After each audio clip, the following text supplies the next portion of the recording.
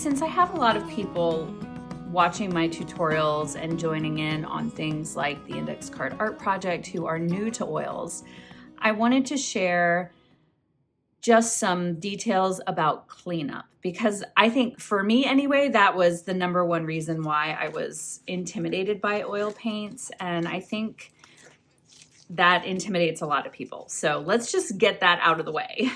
So first of all, I do always wear gloves when I paint now. I didn't used to do that, but I wear, I don't like wearing gloves particularly, but I do because I'm a very messy painter and I would rather not have to spend an eternity washing my hands.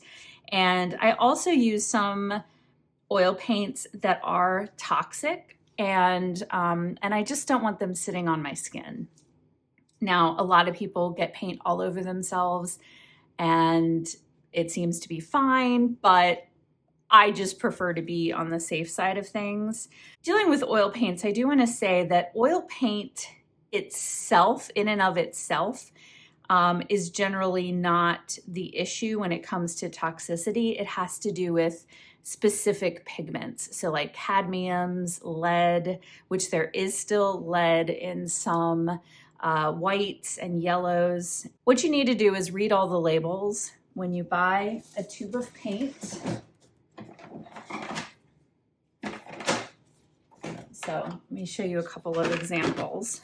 You always want to look at what is in the paint, and it can also tell you, the label tells you a lot of helpful information about, is it transparent or not, the light fastness, all of that sort of information. But it can also tell you what kind of toxic materials it might contain. This, for example, is a Kremnitz white, and it does contain lead. A lot of artists still prefer using lead-based white paint, and or you can use something like a lead white replacement if you don't want to use lead in the paint. So anyway, you just need to be aware. Using the paints in their intended form, so in that, emulsified form with oil, is fine. You don't want to eat it, of course, and you want to be aware of those heavy metals and lead and toxic pigments if you're going to be sanding down a painting. So just make sure that you do your research before you embark on anything like that. Always look at your labels. For basic cleanup, a few things. I have baby wipes, and those are, believe it or not, fantastic for wiping oil paint off your skin. I don't use these a lot in the studio, but I always take them with me when I'm painting on the go, because then it's an easy way just to wipe paint off. That's another reason I wear gloves when I'm painting outside or while I'm traveling and I don't have access to a sink. I can just take them off and my hands are clean. The other thing that you'll need is a container for solvents, and I use Gamsol. And one of my first questions when I started painting was, what do you do with the spent solvents? And you actually never have to dispose of them. They just continue, you just continually use it and add more.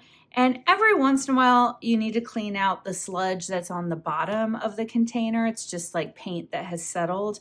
And so I have two containers, and what I'll do is I'll pour out all of the liquid that's on top, clean out the sludge with a paper towel, and then refill it. So it's pretty easy to maintain. You don't have to worry about disposing of any kind of volume of solvents or anything. You just sort of continually use the solvents that are in the container. You do want a container that's made for solvents, that is airtight, that's not going to spill, and you also want to keep it sealed as much as possible. I only have this open when I'm using it. So it's not very fumey, but I don't want my studio to get all fumey, so I only open it when I'm using it. I only use it to thin down paints really right at the beginning of a painting. I might thin down especially some ultramarine and burnt sienna, which actually I don't have any on my palette right now. I need to refill that. But we'll put a little yellow ochre. So I'll use it to kind of thin the paint down when I'm first sketching with it. and then I'll use it to clean my brush. Now, I don't use solvents to clean my brush while I'm painting. The way I clean my brush while I'm painting is just wiping it on a paper towel. And that cleans the brush just enough to continue painting with it. The only time I might switch to a different brush, so instead of cleaning this brush, I'll just switch to a different one altogether, is if I need a perfectly white or a very dark black, and whatever's on this brush is going to make that muddy. And then to clean the brushes at the end of a painting session, these are all clean. I'll, first of all, like I did, I'll wipe off the paint with paper towel, and then I'll work it around. There's a little like grate at the bottom here, and I will clean off the brush.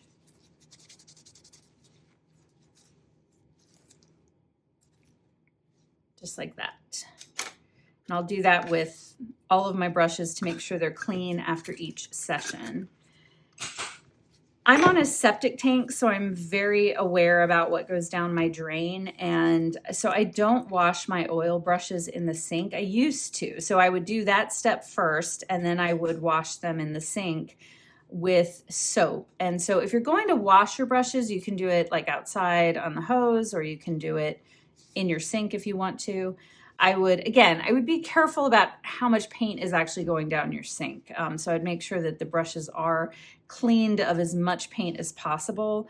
But then if you want to take extra good care of your brushes, you can wash them in an oil-based soap. So that would be like a Murphy's oil soap. Olive oil soap is great. You can also use Dawn, which is a grease cutting soap that works well. And you can also use that kind of soap on your hands. Or what I will use to wash my hands is baby oil, followed by just regular hand soap. And that will get oil-based products off of your hands in a gentle way. When I am done with my palette, I will use a palette knife and wipe off, clean up any excess paint.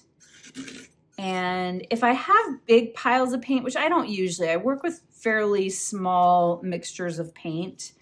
But if I have too much, then I will maybe create a little gray pile and set it aside and use it as a gray to tone other colors. But I don't often have a ton of paint. I've got like just a little bit.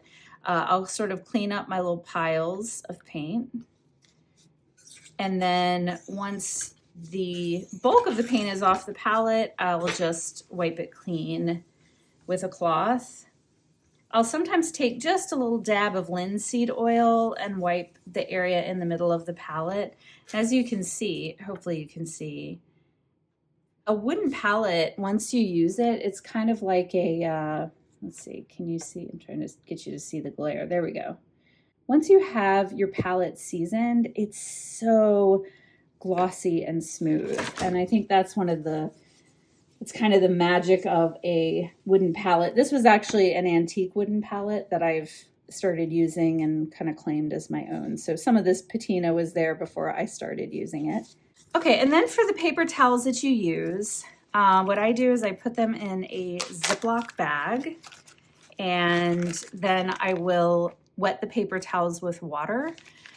When you have a bunch of rags together that have solvents or oil on them, they can spontaneously combust.